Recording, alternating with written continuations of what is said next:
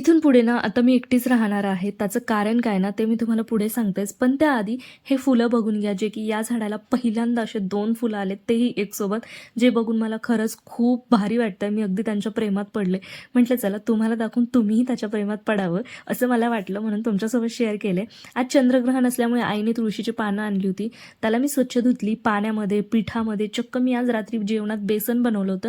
त्या बेसनात सुद्धा मी ही पानं टाकली. असं म्हणतात ग्रहणामुळे अन्न आपल्याला जे आहे ते पचायला जड जातं. सो ते होऊ नये म्हणून हे पानं टाकली जातात प्रत्येक गोष्टीमध्ये. सो मीही ते टाकलं. स्वयंपाक केला. इथं मी डबा पॅक करते कारण आई आणि ह्यांना दोघांना जायचं होतं जालन्याला. मला सोडून ते दोघंजणं जालन्याला जातात आहे, म्हणून मी पुण्यामध्ये आता एकटी राहणार आहे पुढचे 2 दिवस.